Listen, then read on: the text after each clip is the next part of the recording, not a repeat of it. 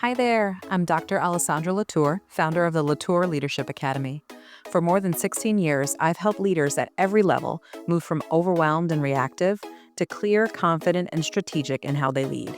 This podcast is where we get real about leadership. We'll talk about the patterns, habits, and pressures that shape how we show up, and more importantly, how to grow through them.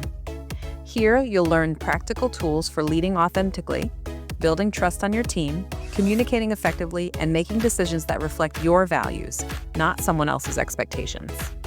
Leadership is a skill, one you can learn, strengthen, and embody with intention.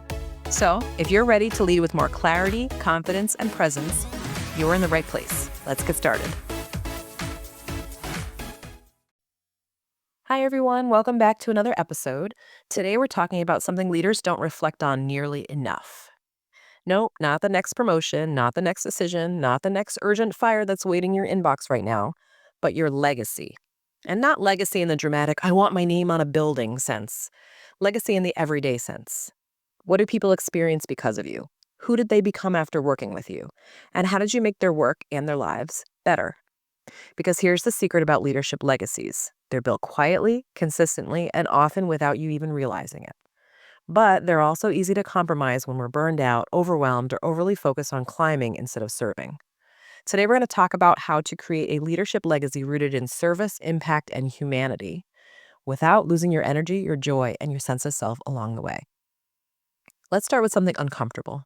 A lot of leaders only think about their legacy after they've left a role, or when something goes wrong, or when burnout forces them to ask, is this even worth it? By then, the patterns are already set. Here's the truth. Your legacy is shaped every single day through your smallest habits, your tone, your decisions, and the way people feel after interacting with you. But we rarely stop to reflect on it because we're so busy performing, striving, and delivering.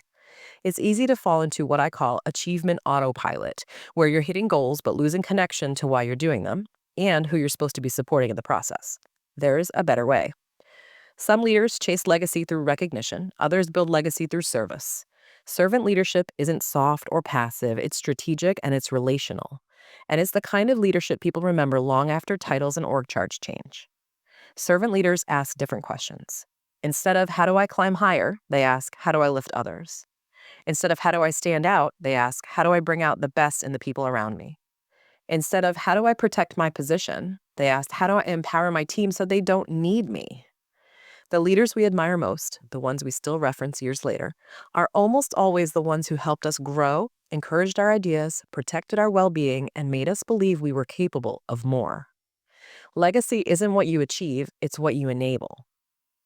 So we have to talk about this honestly. Serving your team doesn't mean sacrificing yourself. I've seen leaders, myself included, fall into the trap of saying yes to everything, absorbing everyone's stress, working late to quote unquote protect the team, overfunctioning so others never learn, and anchoring their worth in how much they can do for others. That's not servant leadership. That's self-neglect disguised as support. Burnout doesn't create legacy. Burnout creates distance from your values, from your people, and from your purpose. Your leadership legacy depends on your ability to show up sustainably because you can't pour into others if you're running on fumes. So here are 3 anchor practices that protect both your impact and your well-being. Number 1, lead with clarity, not chaos. Legacy is built through intentionality, not adrenaline. Ask yourself regularly, what do I want people to experience because of my leadership? What values do I want reflected in my decisions? What do I want people to say about working with me? Am I living those values daily or just thinking about them? When your actions align with your values, your leadership becomes lighter and more sustainable. Number 2, share power, don't hoard it. A burned out leader holds tight to control. A legacy-driven leader gives people autonomy, trust, and room to grow. Start asking, who can take the lead on this? Who needs this opportunity more than I do? Who's ready for a stretch assignment? Every time you open the door for someone else, you reinforce that your leadership isn't about ego, it's about elevation. Number 3, protect your energy as fiercely as you protect your team.